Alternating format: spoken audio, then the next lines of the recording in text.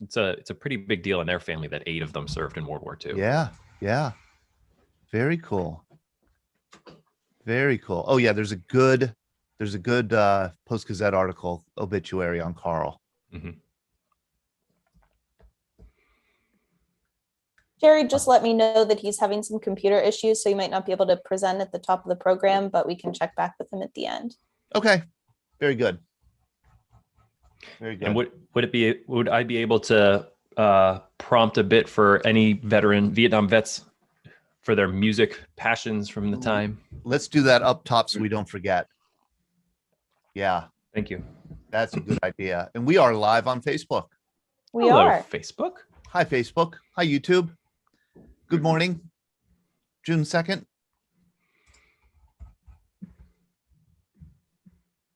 Meet Carl and meet Tony. Tony is on a boat in Lake Michigan. He will not disclose where. Good morning. Good morning. All right. And it is 9 o'clock. I'm going to start the music. All right. Here we go.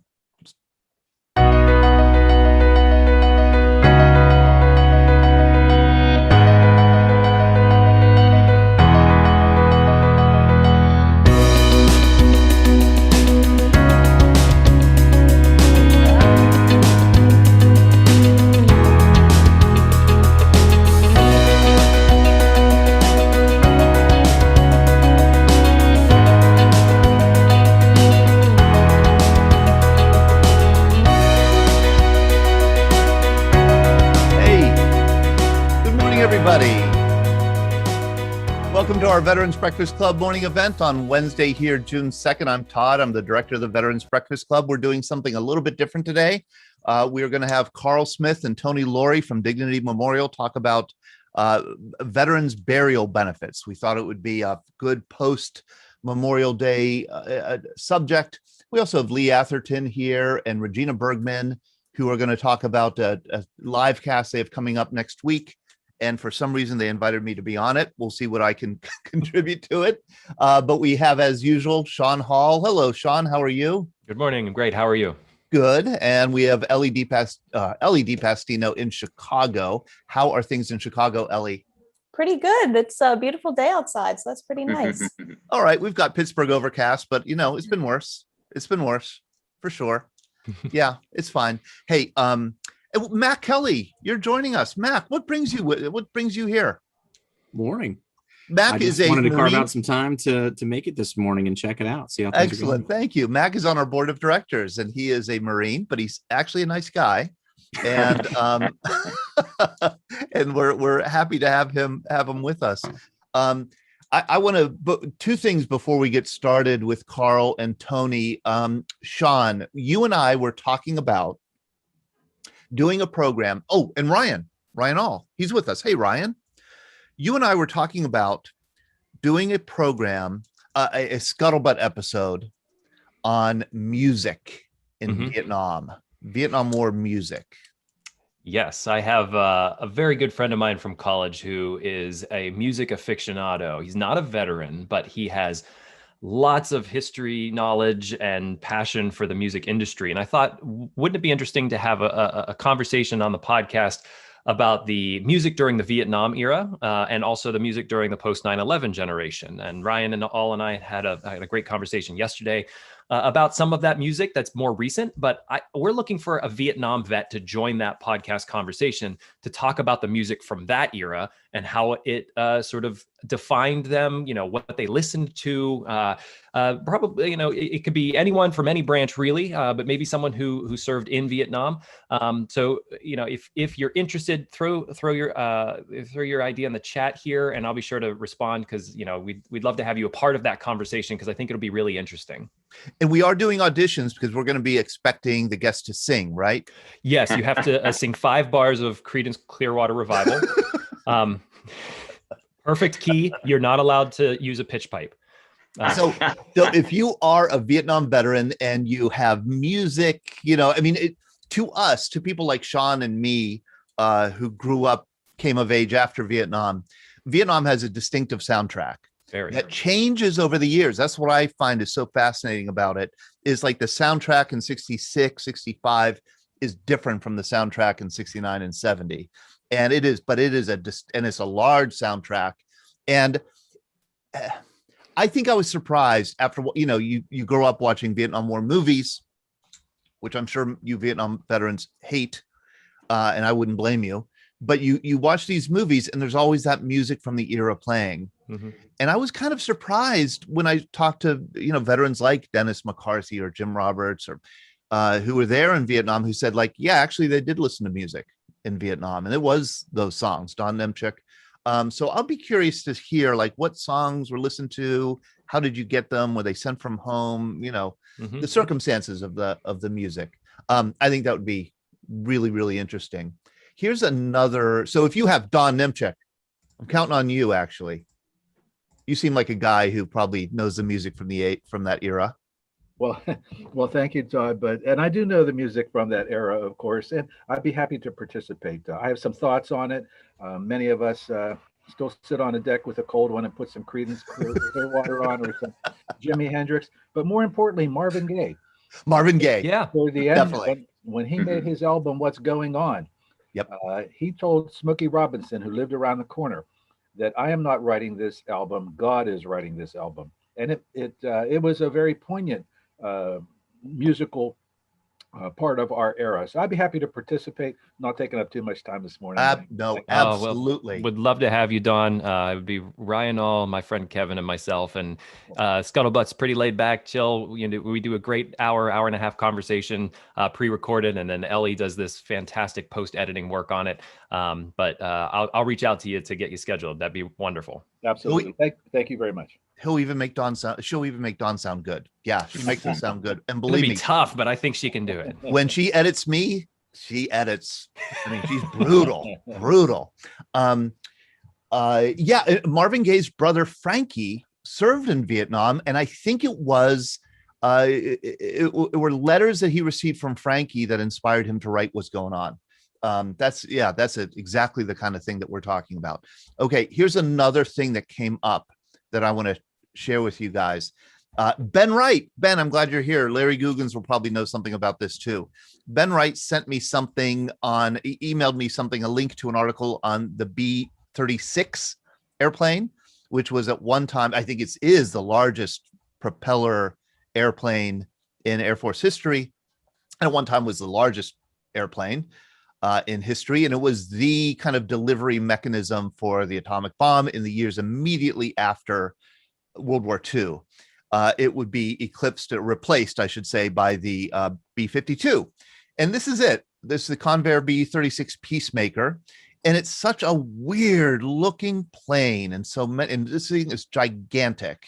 And one question I had, and I think I put it in an email last week, was the whole plane looks weird. But what's especially strange about it is that these engines are on the reverse side of the wings. And, what is up with that? I just want to show you the size of this plane. Here's the B-36 on the right, and then the B-29, which was huge, in 1945. B-29 heavy bomber from World War II on the left. Look how, it just looks like the B-29 looks like the young child of this B-36. But I had a question about why the propellers would be on the reverse. And Dana Del Bianco, who is on our program on Monday night, and she often attends our evening programs.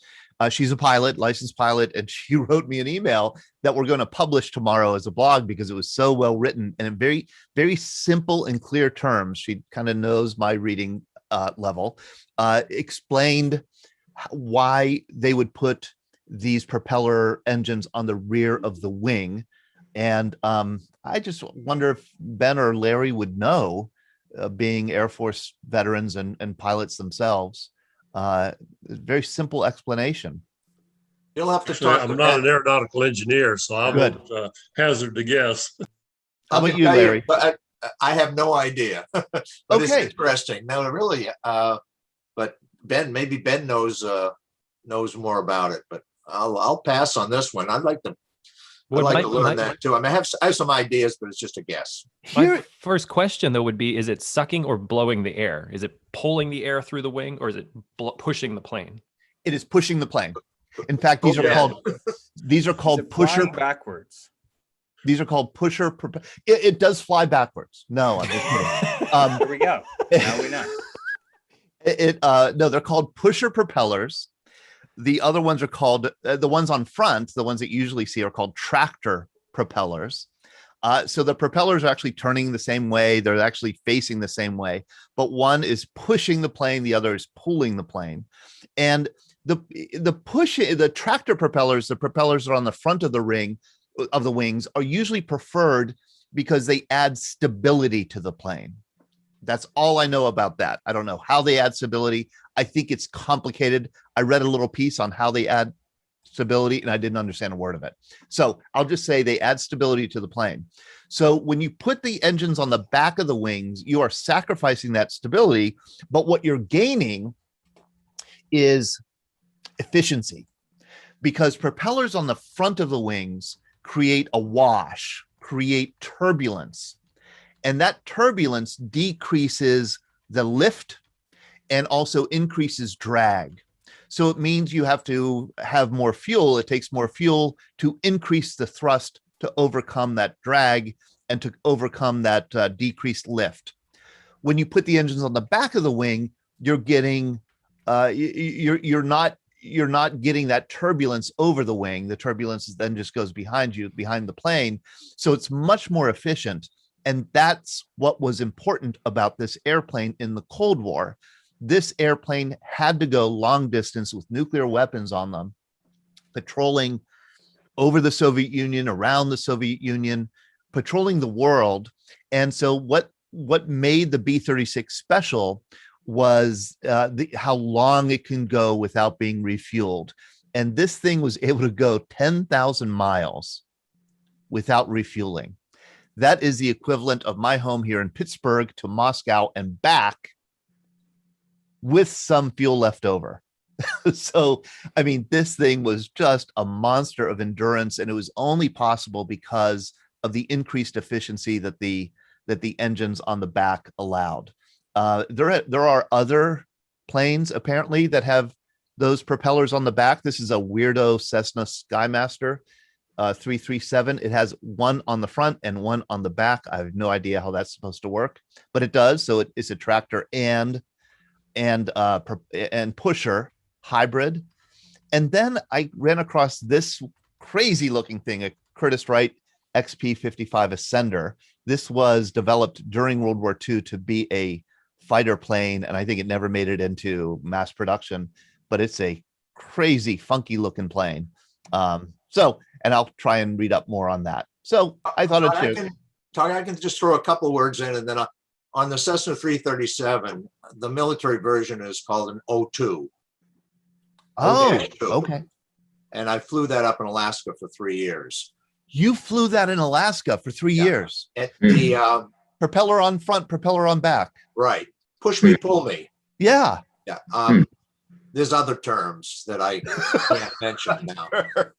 But the single engine, if you lost an engine, the rear engine for altitude on a single engine had about an extra 2,000 feet available. So the rear engine was more efficient for about 2,000 feet on a single engine. Now the Cessna O2, the O2 just had a lot of radios in it, so it was kind of heavy. But if you lost an engine, the one you wanted to lose was the front one because the rear one was more efficient. For what you just said, there was no drag, and it just pushed it. That's the extent of my aerodynamics. But just about 2,000 feet. Now, what I'm getting at is for a single engine, that up in Alaska, that was kind of important to be able to get 2,000 feet higher if you lost an engine. Obviously, anywhere it would be. But that's the military version. The Cessna 337 is a civilian version. But anyway, that's it. I'm done. Over and out. Larry Guggen's over and out. Yeah, that's so great. That's so great. What interesting conversations we get into. So thank you for Dana Del Bianco. We're going to publish that tomorrow on our blog. Oh, and she also had a really harsh word for, and I don't know who it was, but somebody last week with Colonel Harry Stewart, the Tuskegee Airmen we had on, somebody criticized the Piper Cub, made fun of the Piper Cub. It was like you criticized Dana's child. I mean, she came at me with like, how, I feel I have to defend the honor of the Piper Cub. So she has that defense we're going to publish tomorrow also. I see Jerry Paldino's with us. Hello, Jerry. How are you? You are from Delaware County, PA, which is around Philadelphia, and you're with the Veterans Employment Services. Why don't you unmute and tell us a little bit about what you do and the message that you want to get out? I'm going to ask you to unmute.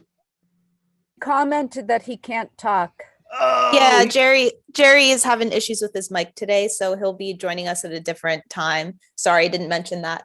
Jerry, do you know sign language? And can somebody translate the sign? No. Okay. All right. Well, we'll have you on later then. All right. Thank you, Jerry. Just feel free to listen in. Thank you for joining us very much. Carl and Tony, how are you guys? We're great. We're great. Thank you very much, Todd. Tony is in Michigan on a boat on Lake Michigan. He will not disclose where. And Carl is right here in Pittsburgh with us. They're with Dignity Memorial. And we were talking about veterans burial benefits and getting into the weeds on it. I was hoping that Ron Gianta from VBA might be joining us just to throw in what he knows about veterans burial benefits. But I'll throw it to you guys and you can share your screen if you like, if you want to show something. Thank you for joining us today. You are welcome. We're happy to be here. Thank you for the invitation.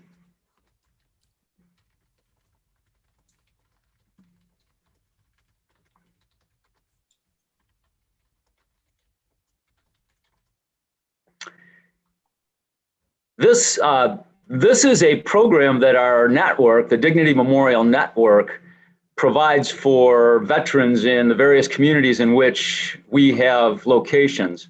That picture behind me is in Michigan, from where I come. That's Muskegon Harbor. For those of you who are familiar with Lake Michigan on both sides, Michigan and Wisconsin. I happen to be in Beaver County right now, with us being able to do a briefing at the Grand Valley Inn this evening.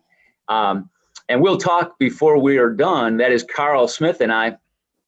We'll talk about a program that we're having on June 22 and 23 back here at the Bella Frutetto in Wexburg, which is one of our full veterans burial benefits briefing at a restaurant, which I think you have seen advertised in your newsletters that we have been advertising in.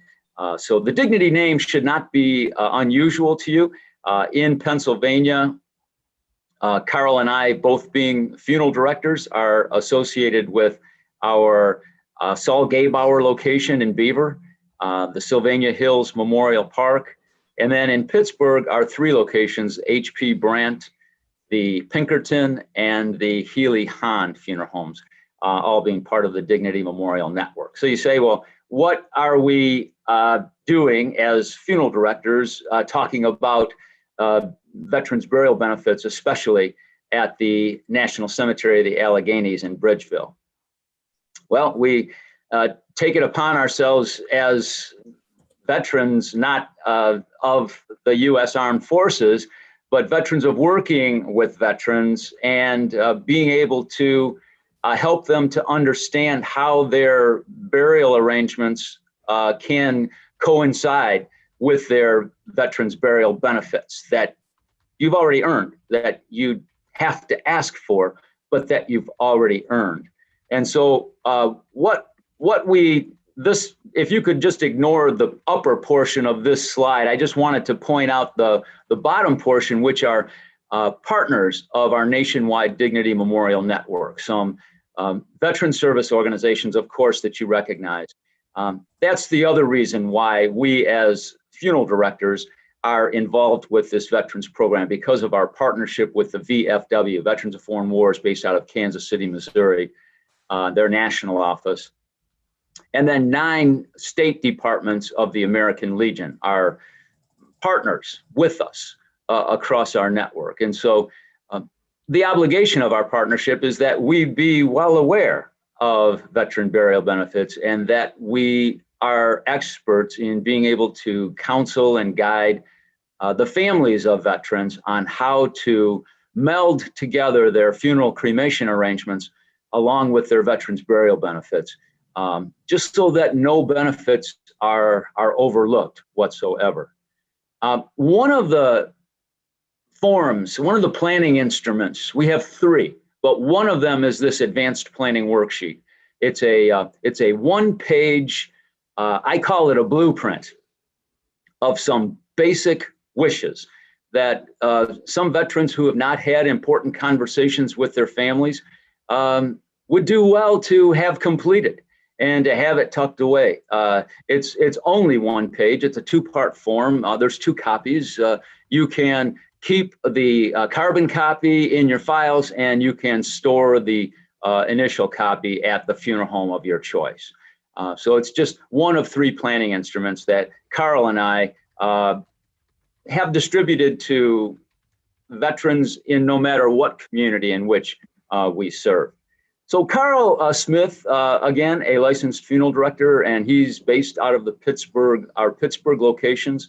Carl, would you just like to share a little something about how we've been going about using this burial benefits briefing to help educate veterans? Absolutely. Thank you very much. And, good morning, everybody. We're glad you can join us. There's a lot of good information in our program, and I'm confident you'll enjoy it. Tony and I have helped hundreds, if not thousands, of veterans and their spouses, and you'll be able to learn a lot, and it's free information. Back to you, Tony. Thanks, Carl. I note that was the day in which Carl had a little bit more bangs in his world, and he's since altered his haircut. These are the things in our program that we want to make sure that we cover. Are all veterans entitled to a military funeral? What are my burial benefits? How do I file for them, and where? Who else in my family may be covered? What do the national cemeteries provide, and what don't they provide? And what are some strict considerations for discussing my veterans burial benefits in conjunction with my funeral and cremation arrangements? So I've already described our Dignity Network, but one question that I would like to ask you is, does anybody want to venture a guess as to how many veterans pass away each and every day? It's an astounding number. It's a number that we use in our briefings all across the United States. It's the latest statistic is 1,700 veterans pass away each and every day, more than one a minute. So in the time of this short briefing, 40 to 45 veterans will have passed away somewhere in the world. This briefing that we do is based on the fact that many veterans aren't sure of the benefits in which they're entitled, because on one hand, the surviving spouse of a veteran and their adult children might say at the time of their veteran's passing, well, yeah, VA will step in, make all the arrangements, and pay all the costs. And on the other end of the spectrum is a surviving spouse and adult children who might say, well, I don't think VA provides anything at all.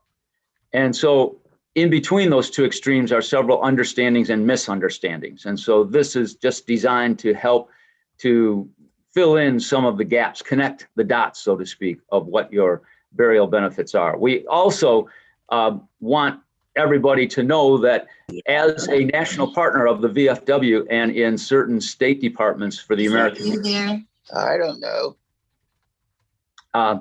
We want to, as a network, step in where VA leaves off.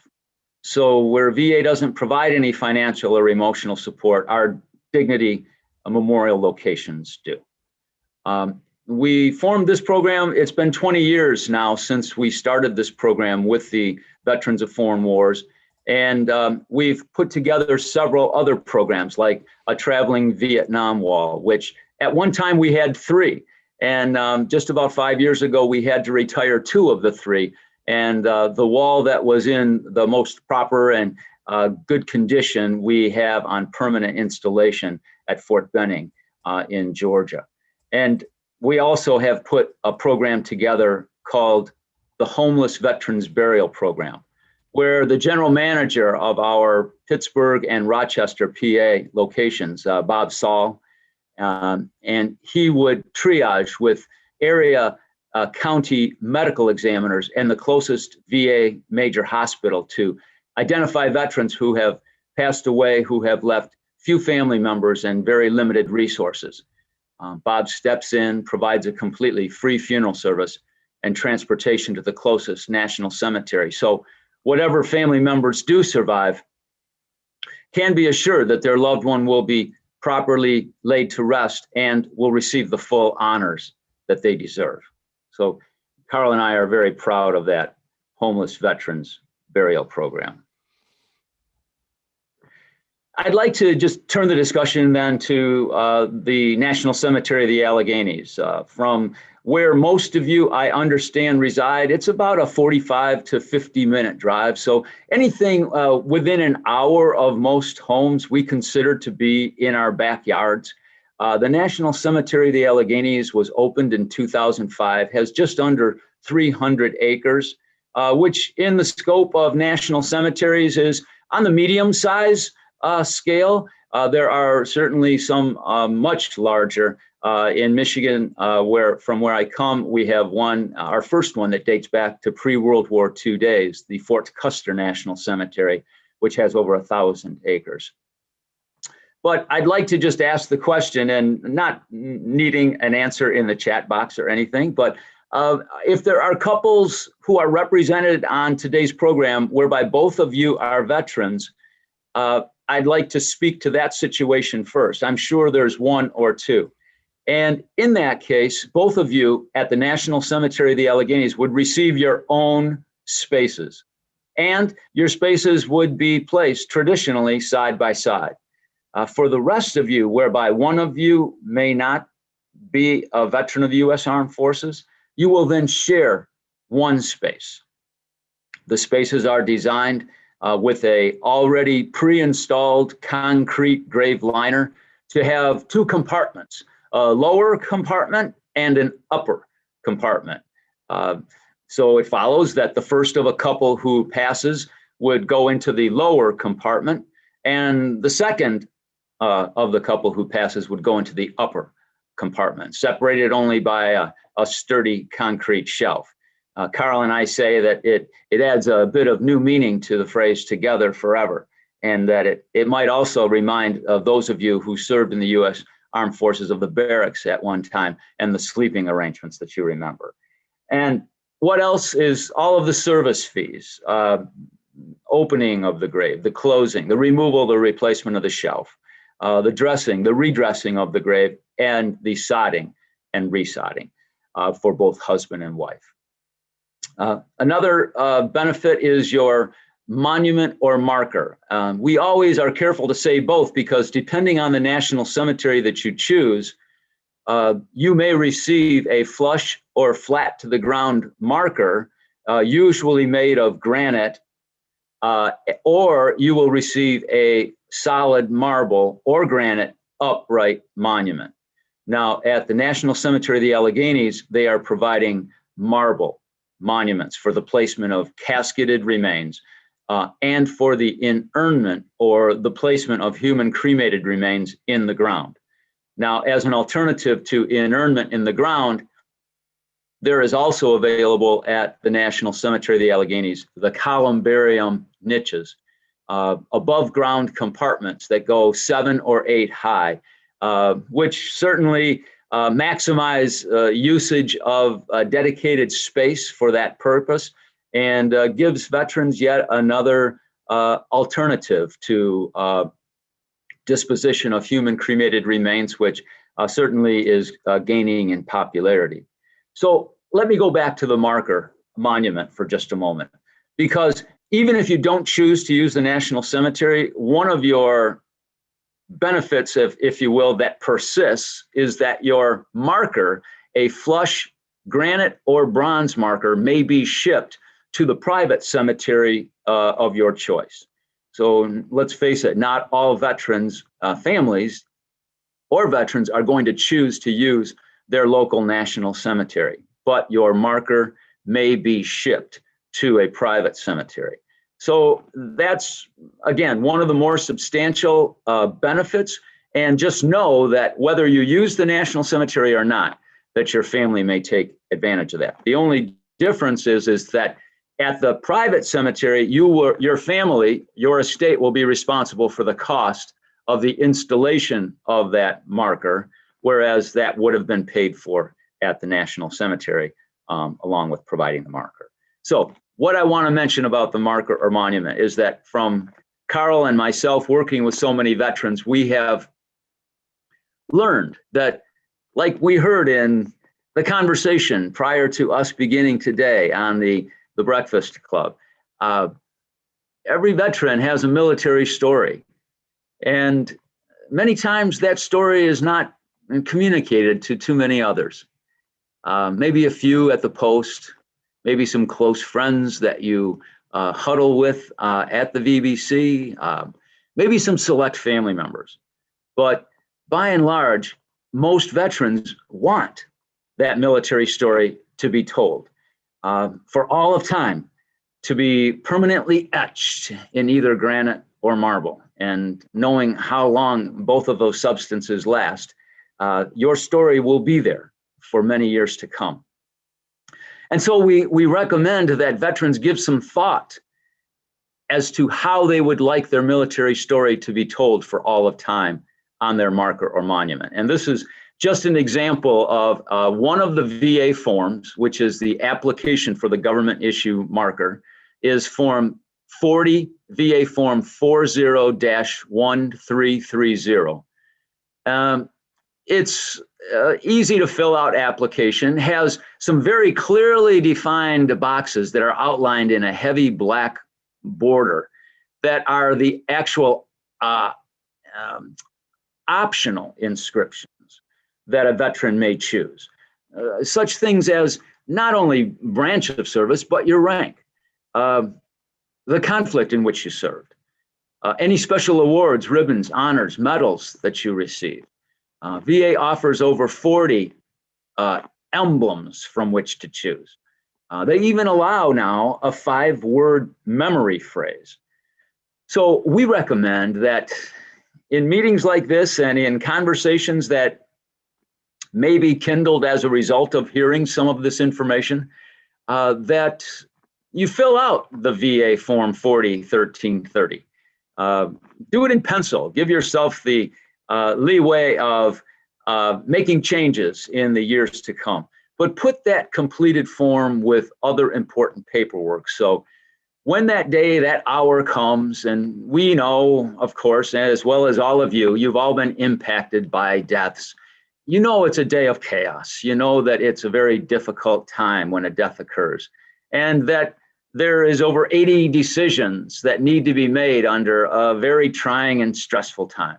And so a spouse who follows his or her veteran's request to be taken to the National Cemetery has only 3 days to turn in that application. So the marker or monument can be placed permanently within 60 days of placement.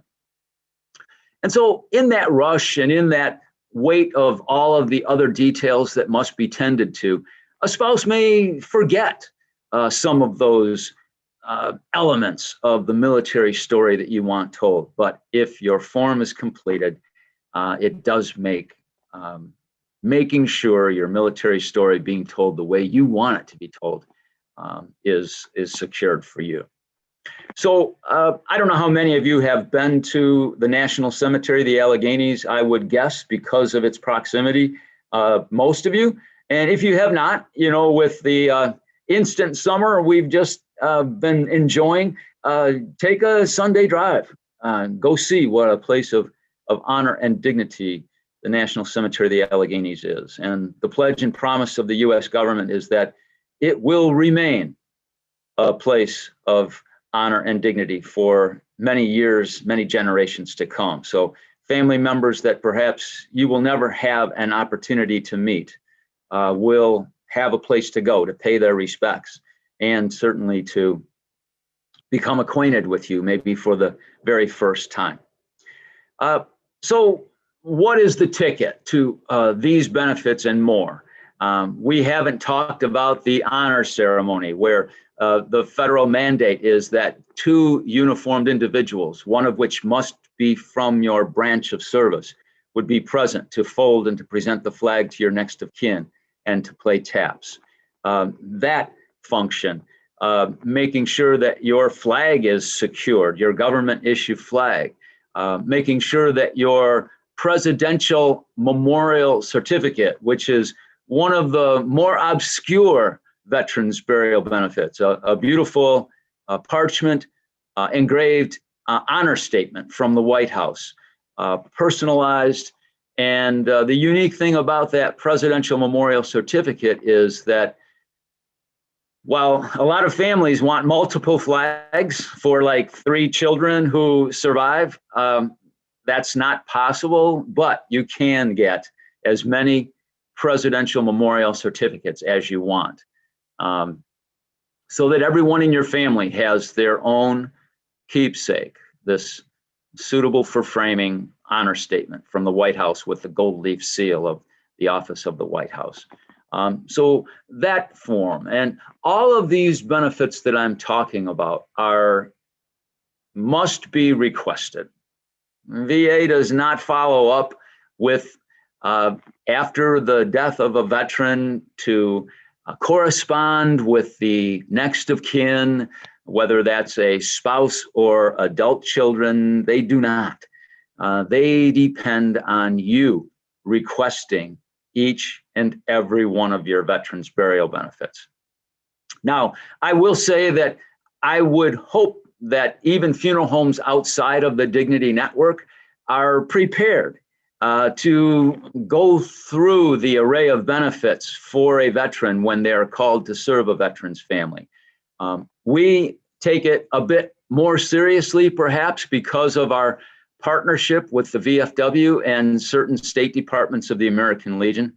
And it's just of paramount importance to us that every family that we serve not only get each and every benefit that they've already earned, but that they get the other benefits that we offer through our network that back up that statement that I made earlier, that we step in where VA leaves off. So what important document needs to be put down onto the desk of the funeral director at the time of making the arrangements to state, I think we have benefits and we would like to claim them?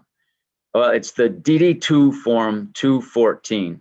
DD2 Form 214. Now, we always ask, Carl and I, whenever we do live briefings, just by show of hands, how many of you could leave this briefing, go home, and put your hands on your DD214s?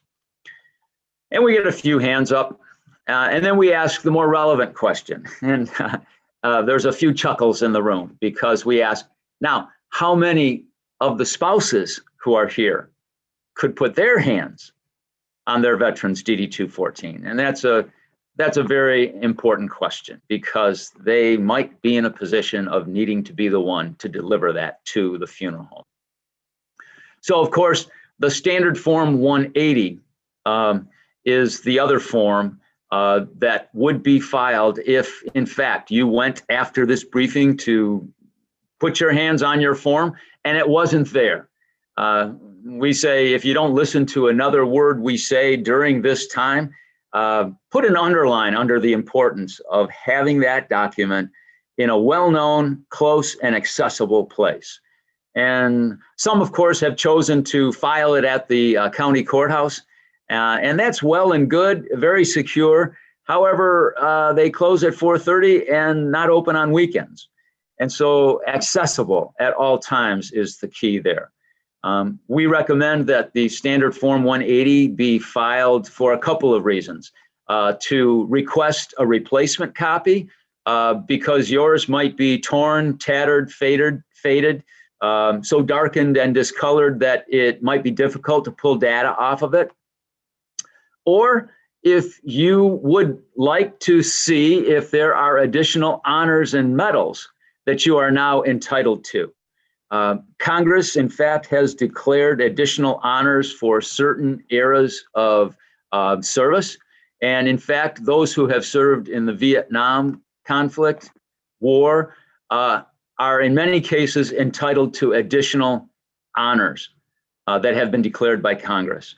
And by filing the standard Form 180, you would then receive, if there are additional honors named for you, you would receive an updated DD-214, which would be a DD-215 and DD-215. And so the difference between those two forms is that under the award section, there would be any additional honors named that you have been now made eligible for. Some veterans are curious. Some veterans want, in fact, then to have a full and complete set of medals. So the medals application form can be filed. And in fact, if signed by the veteran, there is usually no charge. If signed by a surviving spouse or next of kin following a death, there may be a charge. So when those medals arrive, and they're taking some time to arrive, we have been told by those who have filed for them that it's sometimes up to a year for those medals to arrive in your mailbox.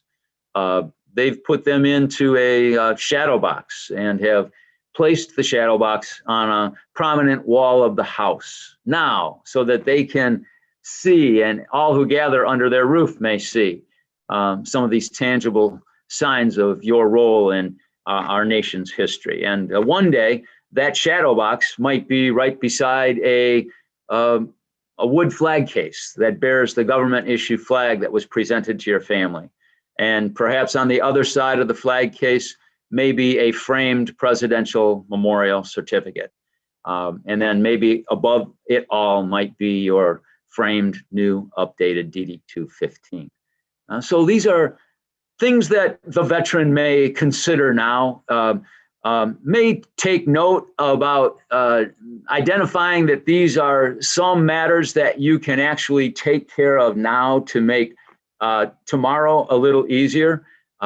Begin to get your house in order, so to speak, your ducks in a row, however you want to think of it. Our briefings are intended to do that primarily, is to give you good reason to have important conversations about some very important matters, representations and remembrances, and above all, honors, a small return of what you have already given to each and every one of us. So this guidebook, this book that has the stars and stripes, the U.S. flag on the cover, is our Veterans Planning Guide. I mentioned at the beginning that there are 3 planning instruments that we make available to veterans and their families. The first was the Advanced Planning Worksheet, a 1-page blueprint. This is the second. This is a book, 46 pages, has every one of the VA forms. And you might say, I don't know if you know, but VA updates their forms and expires them regularly. Well, we are keenly aware of that. And since we formed our partnership with the Veterans of Foreign Wars, it was 20 years ago that we created our first Veterans Planning Guide. And this book has been updated now 10 times. Because those forms do change from time to time. But we give this book away.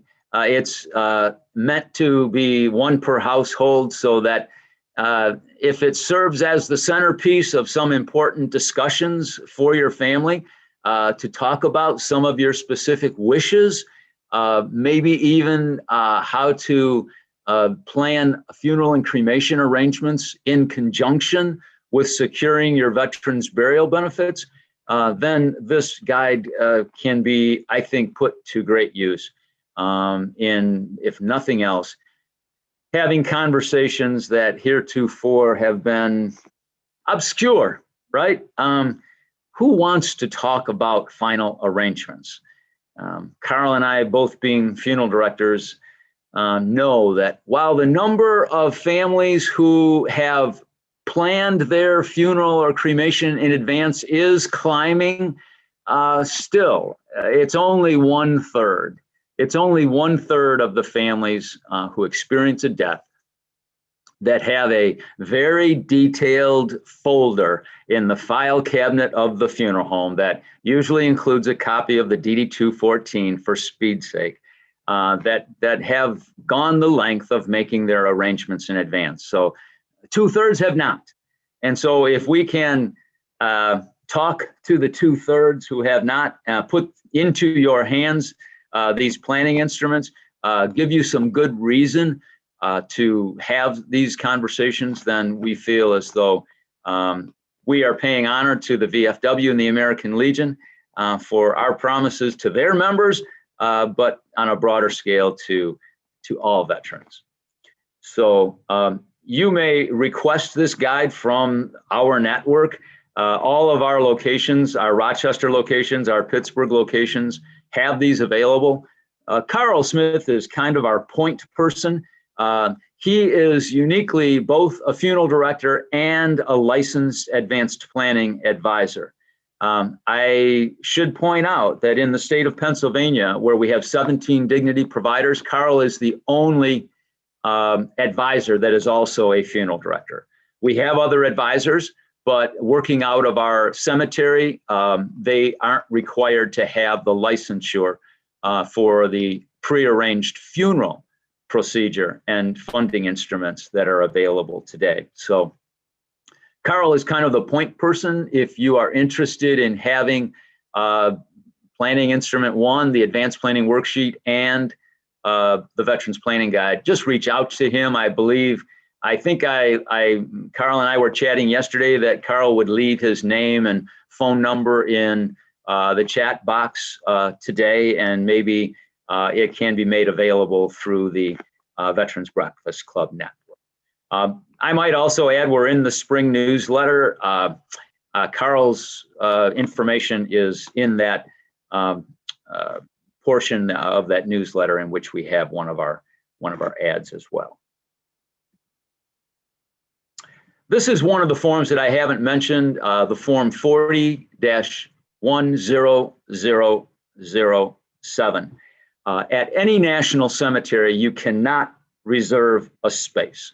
Most families are real accustomed because, let's face it, if there's anything that's done for funeral and cremation arrangements in advance, it's usually the purchase of a cemetery space. That's usually where people start and where people stop. They don't go on to plan their funeral or cremation arrangements, so that's what takes place prior to going to that place of final rest. Well, at the National Cemetery, you cannot reserve a space like you can at a private cemetery, right? At a private cemetery, you can actually choose the section, choose the proximity to the road of your property. You can select those spaces under that beautiful oak tree, or by the marble feature statue, or by the fountain. You can choose and reserve that space in your name. At the National Cemetery, you will get the next available space. Notwithstanding what I mentioned earlier about husband and wife both being veterans, a space will be reserved for your surviving spouse.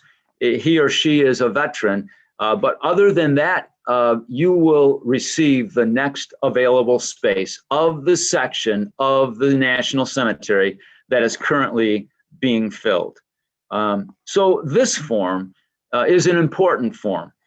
It takes about 4 months for VA to reply in writing, but once it is populated with information from your DD-214 and sent in, it will prompt a communication that VA will says that spaces will be available for you and your spouse at any cemetery that has room. So it's still not any kind of guarantee, but it takes care of a process that will eventually have to take place. In other words, you either pre-qualify for your spaces at any of Pennsylvania's 3 open national cemeteries, or you will be able to have this letter to state that you have property at any national cemetery that has room. So you either pre-qualify or your family will have to qualify at the time of death. That task will be intermingled with all of the other tasks that need to be accomplished. Carl and I say that there's easily in excess of 80 decisions that most families, that 2/3 of the families who have not prearranged will have to deal with at the time of death. And so we say, if you can take care of this matter now, have that letter stating your eligibility by VA, then it does take that task of qualifying for spaces at the National Cemetery away as being done, completed. Check that box, take care of the other important matters. So we're very proud of our partnerships, and I've said probably more times than I need to that had it not been for our partnerships with the VFW and the American Legion, certain state departments, and the Sons of the American Legion, we would not have taken the subject of veterans burial benefits and the classes and instruction and planning instruments to the degree that we have.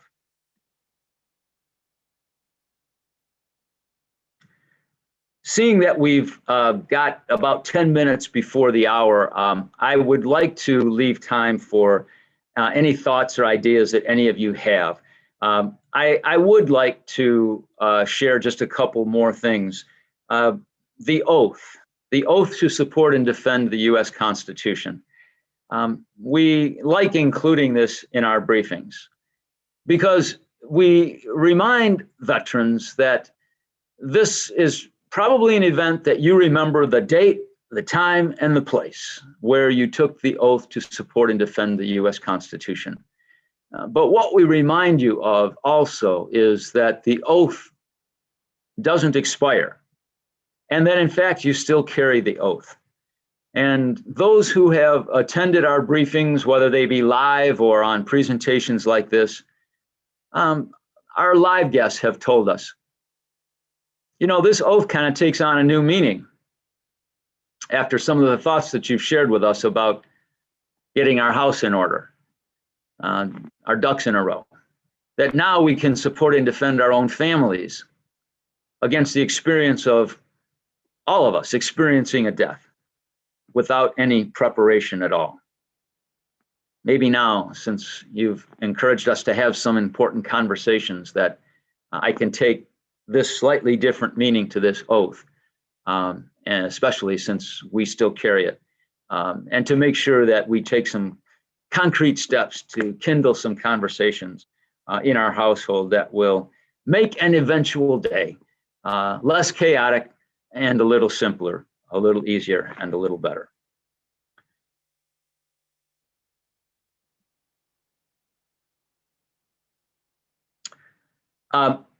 The only thing that I will share with this slide is that most veterans aren't aware of the 3 dimensions of complete, seamless circle of protection planning.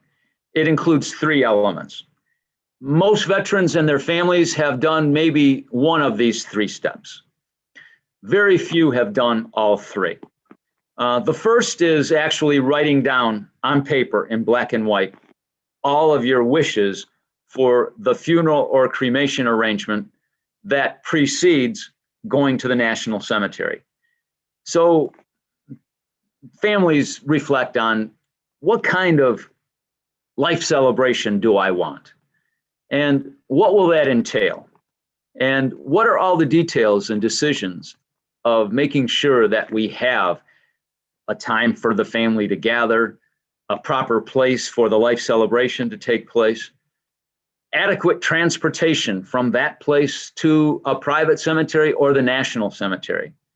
And what are some of the detailed arrangements, like any handouts, memorial cards, programs of service, special arrangements for those who attend, like giveaways, passions of yours that you've lived and enjoyed your entire life that you would like to share as a token of remembrance for those who participate in your life celebration.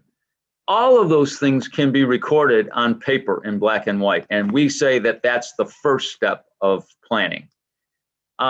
That's the third planning instrument that you see under that Roman numeral 1. It's the personal planning guide. This is a 24-page book, the first 12 pages of which have to do with your funeral cremation arrangements and the multitudes of decisions. And we like to look at it as a series of checklists and fill in the blanks. The checklists put all of the options in front of you. You simply indicate which of them are relevant, pertinent, meaningful, and cross out the ones that do not. And then the fill in the blanks would customize some of your very unique or highly personal wishes. The second step is to decide on your place of final rest. For many of you, you've already decided either through the fact that you have purchased private cemetery property already, or that you have known about the state of Pennsylvania's 3 national cemeteries, and you've decided that it's going to be fitting and appropriate for you and your spouse to be there. So there is really nothing other than the pre-qualification that needs to be done if that is your choice. But if the former is your choice, you may want to go into the private cemetery. Make sure that everything is in order for your deed to be properly placed into your names and your spouse's names. And while you're there, you might take care of service fees, like the opening and closing of the grave in advance. So in this second category of planning, you've decided on your place of final rest, and where there are other important arrangements that need to be made and costs to be paid, that is the private cemetery choice, you've taken care of all of that. And then the third step is to actually put your funeral or cremation wishes into a guaranteed statement of funeral goods and services selected, and have the guidance of someone who is licensed to do so, to be able to pay in advance and to lock in at today's prices the cost of those set arrangements. Many families don't know today that when you pay for your funeral or cremation arrangements in advance, that they think that you're actually giving the money to the funeral home now. And in fact, you're not.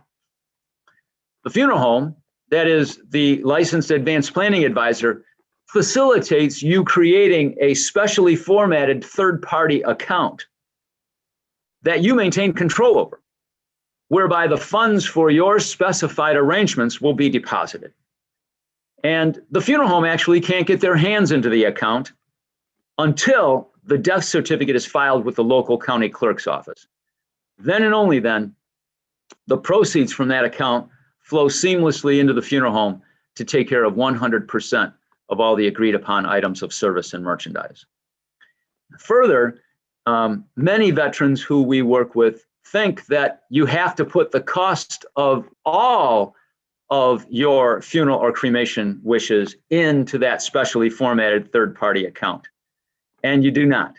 You may make budget-friendly payments into that account. And that payment period may be for a time that you specify. A popular period of time is 36 months. And so that program gives you the added protection that if you aren't able to make all of your designated payments within your defined period, that fund pays off the rest of your payments for you. So that's another level of protection that is built into today's instruments that a lot of families who haven't really discussed these items with a licensed funeral home of late are aware of.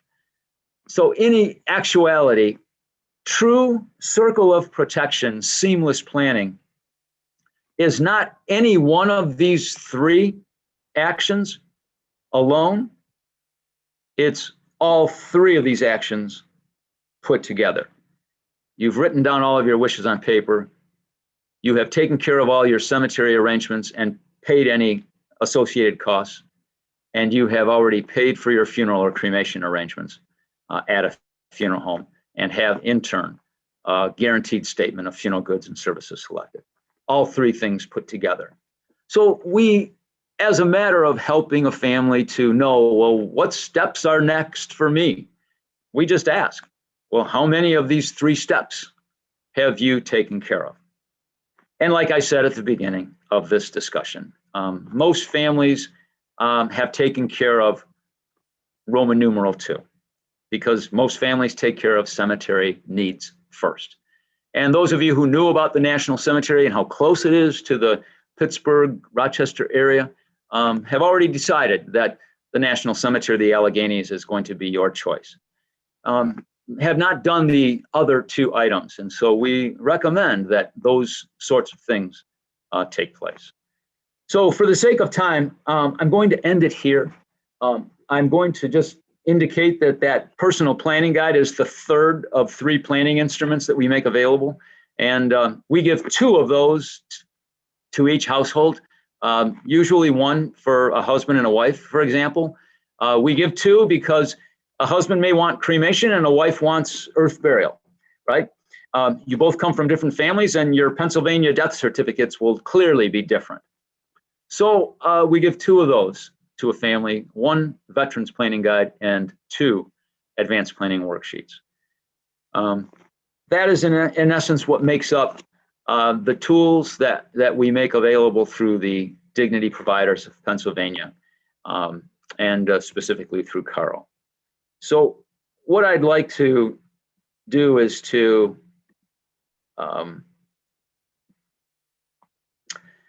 just let Carl share a few things with you in summation. We might be able then to open it to questions that any of you may have. Carl? Thanks, Tony. Everybody, I hope you enjoyed today's program. You know, as Tony said, part 2 of today's presentation is making arrangements with me to receive your guides. If you'd like them, I'd happy to answer any of your questions you have. My time is free. I do not charge for it. We can make arrangements to deliver your advanced planning worksheet and your personal planning guide and your veterans planning guide right to your house. Most families prefer to have that done at their house because that is where you have all your important paperwork. So if you have any questions, everything's at your fingertips.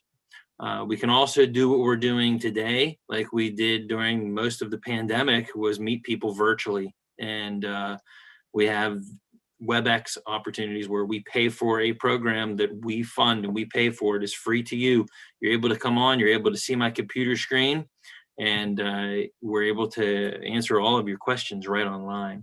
My name and number are in the chat box a couple times. I'll put it up there again for you, along with my email address. A couple of you already reached out to me via email. Thank you, and I will respond to you by the end of the day. But please don't hesitate to call me to receive your planning guides and your planning tools. Back to you, Tony. Thank you, Carl. I might just add to what Carl mentioned is that, you know, if you had a piece of notes page out at the beginning of this portion of today's Veterans Breakfast Club, and if you wrote down some questions that you had or questions that came up as a result of comments that were made, you know, Carl will use that too as a line item guide to your follow-up, your part 2 with him. Make sure that each and every question that you may have come to this with or may have added is addressed. So with that, Todd and Ellie, I would say if there is time left, it looks like about 8 minutes, we'd be happy to answer any questions if we can. Yeah, let's open it up to questions. I have a couple, but I'm going to see if anybody else has comments or questions. Jeff Witherell, you like the presentation.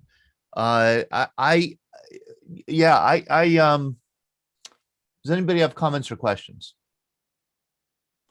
Oh, who did I see? Oh, Peter. Hello, Peter. You were honor guard. How are you? Hi, Todd. I'm great. Anthony and Carl. Hey, first off, that was a great presentation, and I just my kind of put up my credentials a little bit. I work with somebody that you guys know. You probably don't like seeing her. Her name's Christine Hawkren. She's the funeral home inspector. Do you recognize that name from the Department of State? I'm sure our GM Bob Saul does. Yeah. So I'm actually my position. I'm actually a professional conduct investigator with the Department of State. So I deal with funeral home directors as one of the many boards across the state. And one thing I want to definitely share, especially with my fellow veterans, is that not every funeral home out there knows what they're doing when it comes to dealing with veterans. And some are more helpful than others. But it makes me feel good. I took notes and everything. I love the name Dignity Network and just, the stuff that you're doing. And Carl, I'm going to be in touch with you because, but I do, Carl, do you like a challenge? Sure.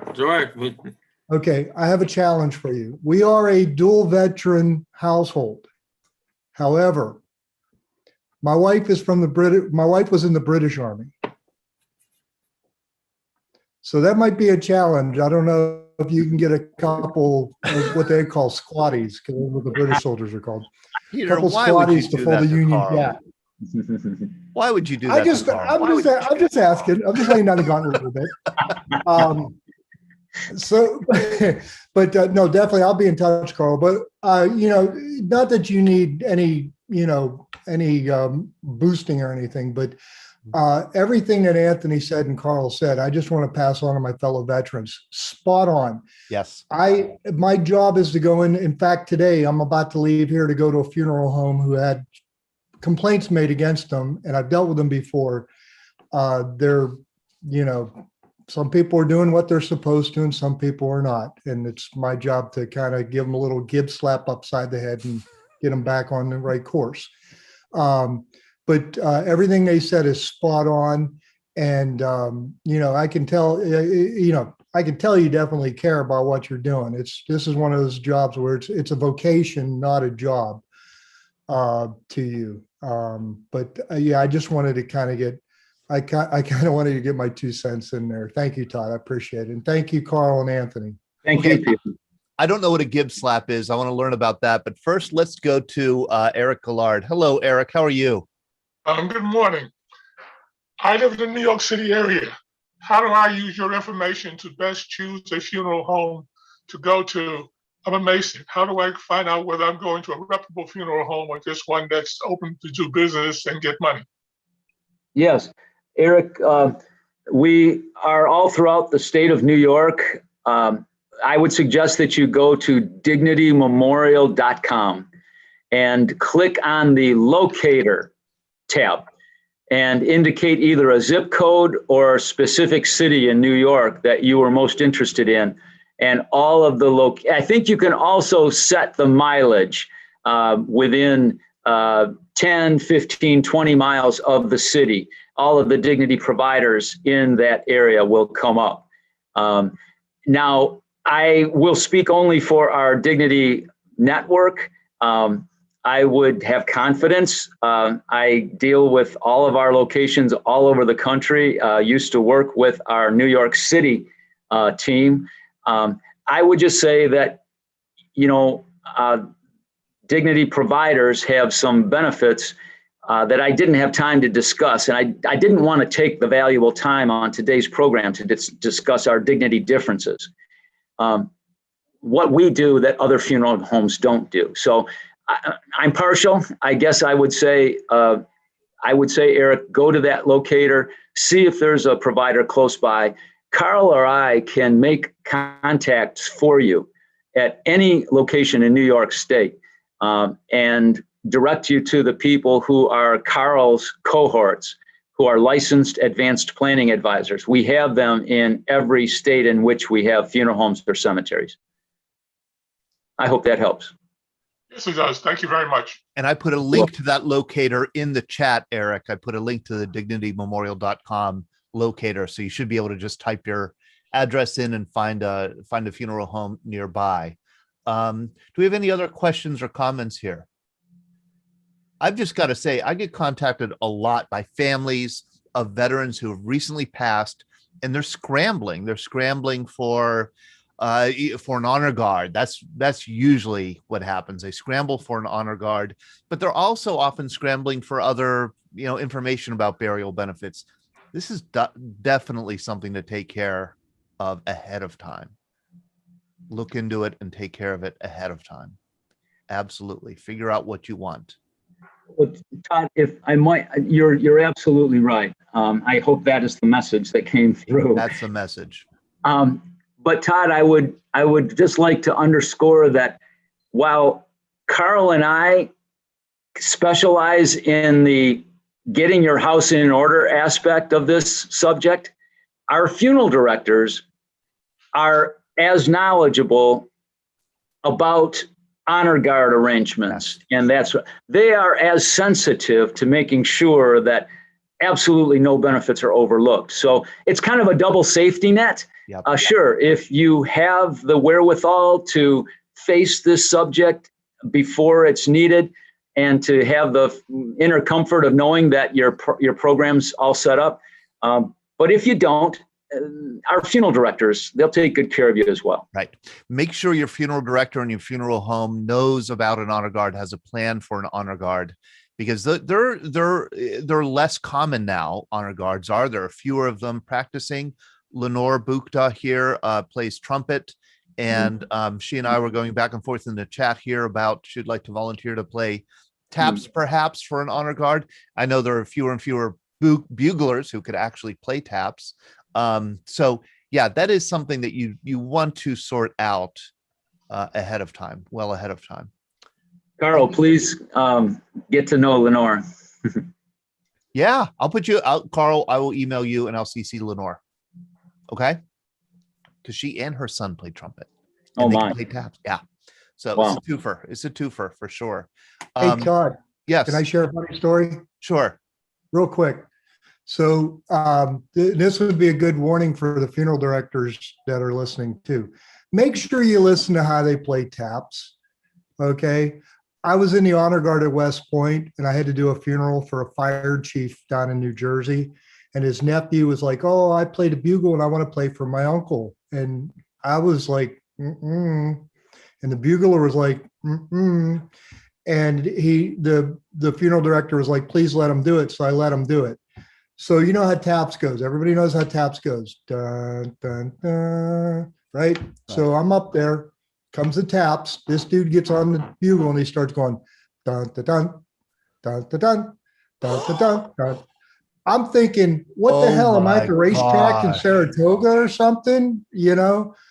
And I had to physically grab, I had a junior soldier with me, and I had to, as we were marching past after handing off the flag, I had to grab her by the arm. She had a look in her eyes. She wanted to go beat the snot out of that guy. But I mean, it's a funny story, but it's also, the family didn't really know any different. They're like, "Oh, the nephew played taps." But, for the professional and us, we were like, "Oh, hell no." So that's from kind now of horrifying. on, Yeah. From now on, you're playing, you have to definitely, play it before I'm going to let you do it. That's worse than a wobbly note or two. Yeah. That's. Oh yeah. Thank you, Peter. I see, and thank you, Carl, and thank you, Tony, for presenting that information. And I trust that the contact information for both of you, especially Carl here, is in the chat. And if anybody wants to reach Carl, they could reach, or Tony, they could reach them through me. Just email me, Todd, TODD, @veteransbreakfastclub.org, and I will pass you right along to them. I see that Warren Goss is with us, so I'm going to put Warren on the spot. Hi, Warren. How are you? Good. Okay. Warren, coming up on Sunday is June 6th, which will be the 77th anniversary of D-Day. And we're going to do a special program on Sunday, June 6th at 6:30 p.m. here on Zoom. I would love you to be a part of it if you could make it, Warren. Sunday, I'll send you a reminder. I hope you don't have plans. Do you have plans for D-Day anniversary? I'm going to ask you to unmute. There you go. You unmute, Dad? Do I have plans for D-Day? Yeah. I don't know if I do or not. I've had quite a few calls I've turned down. Okay. I know. Well, if you're available on Sunday at 6:30 p.m., would love to have you on here to share your memories of D-Day. Well, if I can, I will. Okay. All right. That sounds a little iffy, but I'll take that as a yes. Yeah. And I think I don't know, Todd, for sure. Who the Okay. hell knows if I'm going to be living that long? I'm more worried about this guy's running a funeral.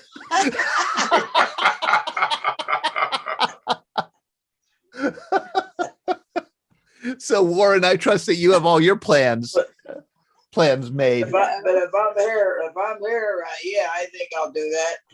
All right. All right. Very good. Because we'd love to have you. We're also having, I got to say, we've just nailed Tom Rice. Tom Rice, who was in the 101st Airborne Division, 501st Parachute Infantry Regiment. He landed on D-Day in a swampy area right near where Warren landed on Utah Beach. And we're going to have Tom on. He turns 100 this summer. And Tom is going to be on. We're also having, I love this, we're having a man named Frankie Ortega, who's a history teacher from Los Angeles. And he is part of the World War II Airborne Demonstration Team. He actually jumped in 2019. He jumped on D-Day out of a C-47 in his 101st Airborne Division uniform with a vintage World War II parachute. I trust he had a backup, and jumped right where his character that he was playing in 101st Airborne landed in the Khotan Peninsula. So yeah, we're going to have him on and talk about what it's like to, be a reenactor, a D-Day reenactor, and all the detail that goes into, knowing having the right equipment and everything. So we'll have them on with Warren on Sunday night at 6:30. That's going to be a special program, but we'll send out a reminder about that. Okay. All right. All right. Hey, Don Nemchek. Yeah, so just quickly to follow up on the pre-need forms.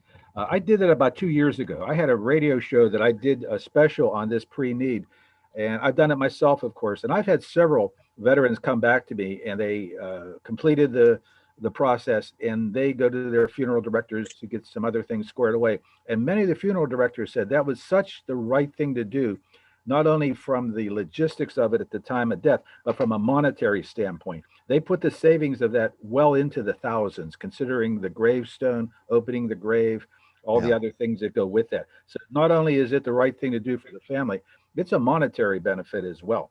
And I know I did mine, and I have it stowed away with some documents for my wife, et cetera. But it is the right thing to do. It just takes time, especially now with the COVID transitions and everything like that.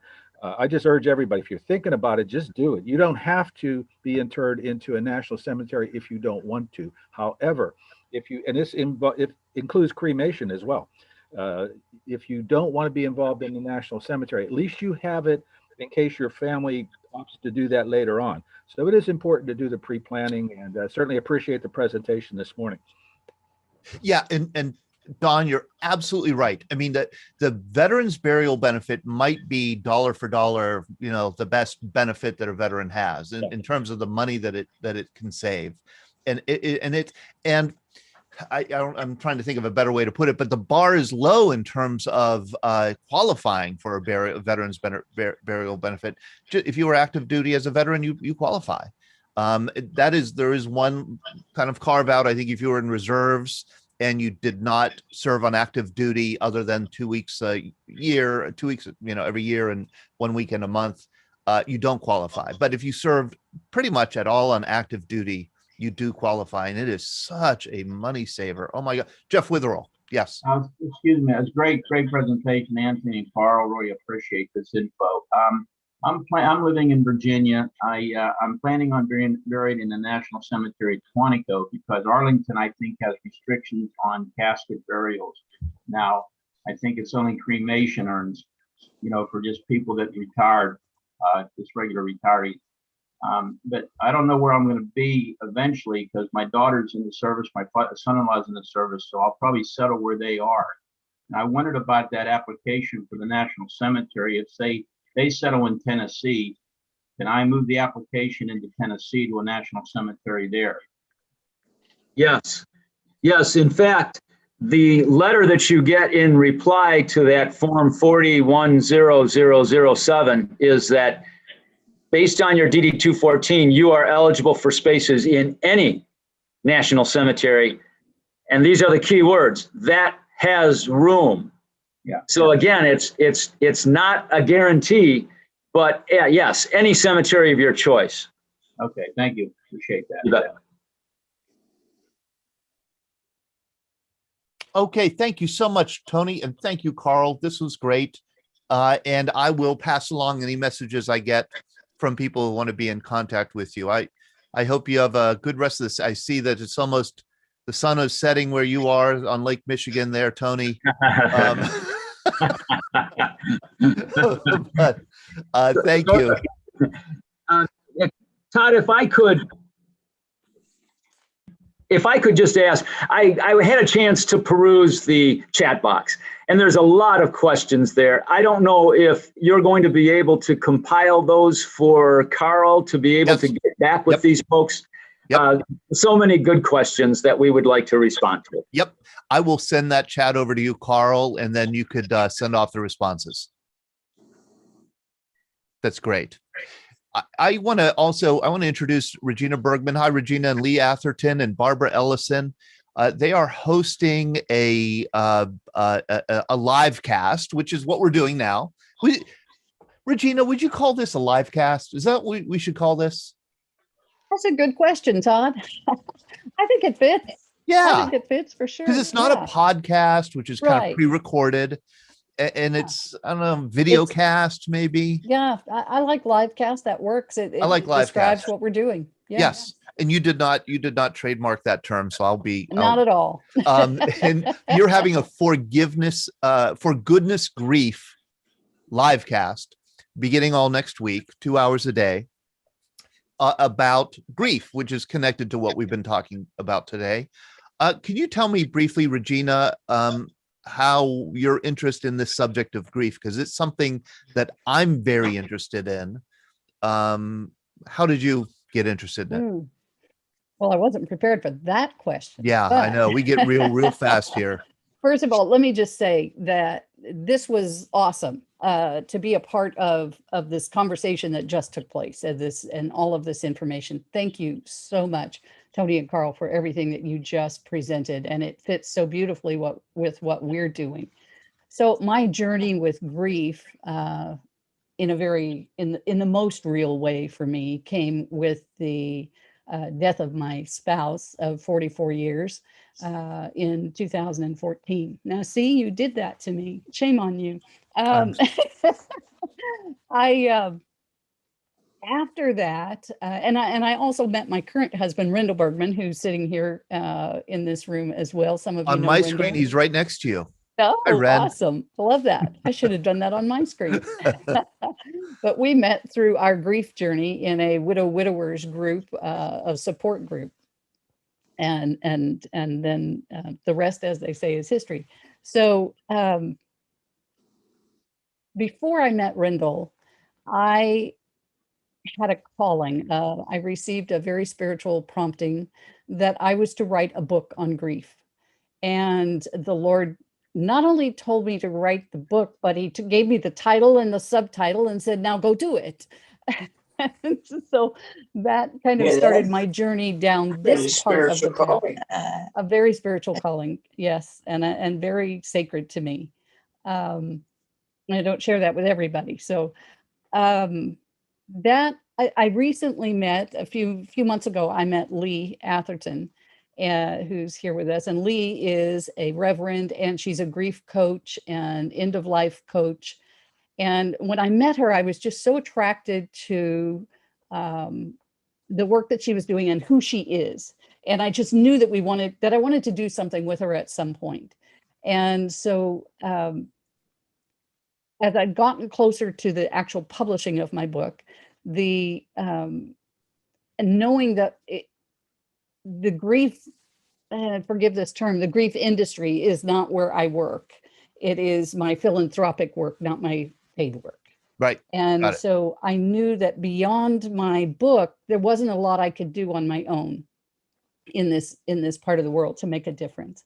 So I partnered with Lee to put together this live cast that we're doing next week. And the purpose of the live cast is to bring attention to a Facebook group that we've created and a membership site that we've created that are for both the person who is grieving, whatever that grief is, whether that's a loss of an individual, loss of a pet, whether it's COVID-19, whether it's, whatever that grief is that people are dealing with.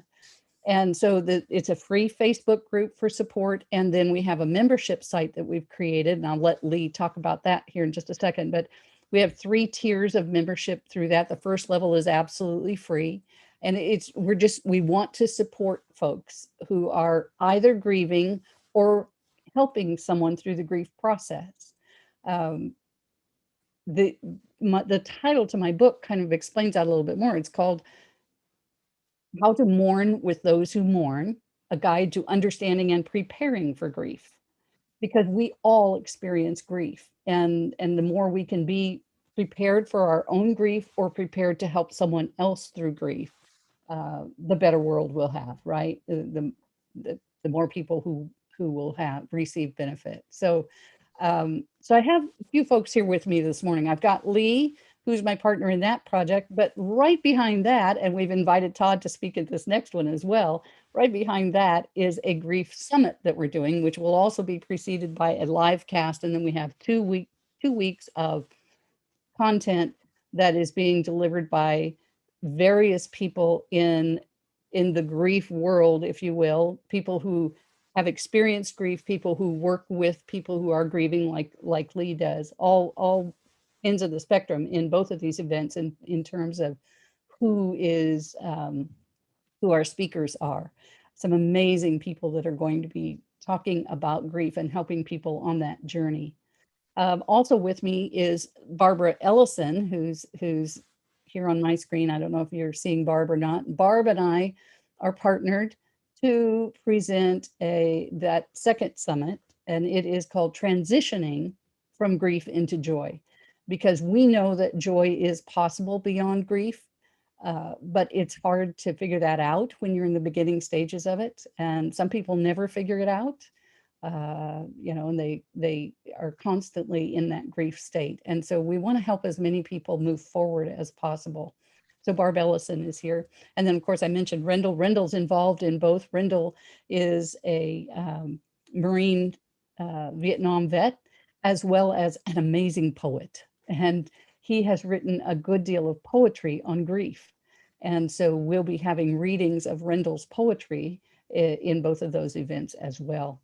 And also with us, and I don't see her picture here, but also with us, I believe, is Barb Sayers, who's going to be involved in both of those summits as well, or both of those events. Very So, good. And people could find out like the schedule of the summit and the live cast by Yes. going to the Facebook page. Yes, and we can put the landing page link. Lee, can you put that in the comments, both the Facebook page, and it's all called For Goodness Grief in terms of this event that's coming next week. So we have, I think, not quite 20 speakers that will be presenting over the course of that week. As you mentioned, it's 2 hours a day, Monday through Friday. And it's you'll have to Eastern. 4 to 6 Eastern time. So you'll have to 4 to adjust. 6 Eastern. Yeah, every Yeah, day, 4 to so- 6 Eastern next yeah. week. And Sean or Ellie, if you could put those links on the Facebook side too, so that people who are watching on Facebook can access it. And I got to tell you, I think grief is the most important, maybe human experience there is. It certainly is powerful and profound for And sure. it's difficult. It's a difficult one, and it's It a is. fundamental one that nobody escapes. Yeah. If you're awake, absolutely. you're grieving. Right. Lee, Yeah. were you going to say something? Lee's in Massachusetts. Regina, you're in Texas, Correct. right? Lee, you're Massachusetts. Yes. Okay. Greetings from the East Coast, everyone. And again, to second what Regina said, wonderful presentation earlier. And so I come from a background of over 10 years as a hospice chaplain, and currently am also a first responder chaplain. I also have done a lot of coach training and finally brought those two worlds together. And so this is what I do, is planning for end of life, journeying with people who are dying, officiating any service that might happen, and then following up with grief. Took me a lot of years to get here, but I am so glad that I have finally found where I'm called to be. Yep. Love the work I do and excited to be here. Thank you.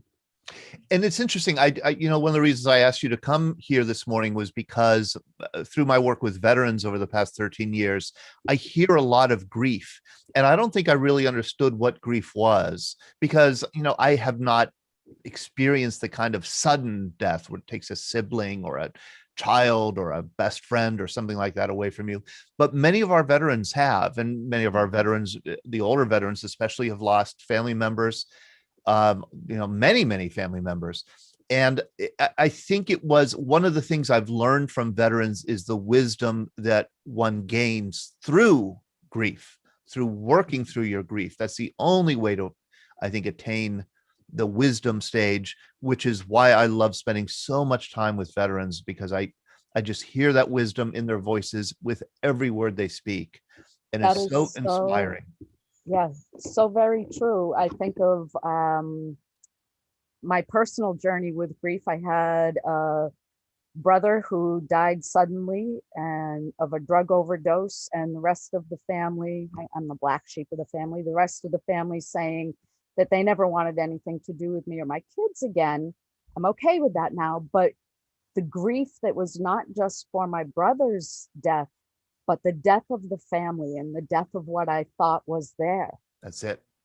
And I would never wish that journey on my worst enemy, but I wouldn't be who I am today having not gone through that. And I got to say, Lee, not to extrapolate too far from your own personal experience or from the concept of grief, but I think one of the things that veterans struggle with when they, especially combat veterans, if they see combat, when they are in the world of combat, they come back, and what they end up saying, in essence, is, what I learned is that the world is not what I grew up to think it was. Mm-hmm.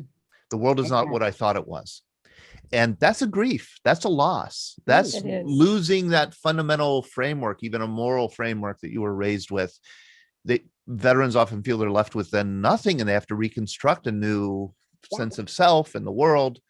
And that's something that I think everybody, if they think a little bit, can relate to as they go through life. The world is not what you think it is as you grow up and learn about the world. And there's a grief aspect to that. And so I love that you're doing a live cast that is kind of addressing grief in the broadest sense. And it's something that everybody is kind of like pre-planning. Jim Roberts, feel free to say that out loud if you'd like. It's kind of like pre-planning funeral arrangements. It's something like, if you haven't dealt with grief yet, you're gonna.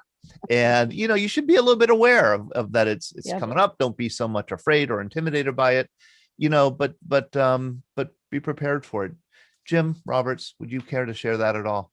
I'm going to put you on the spot because I like you so much. Yeah, if I could find the mute button. Like I just simply said, you understand there's no such thing as fairness. It doesn't exist. That's what you learned in combat in Vietnam? That's one thing you learned. Yeah.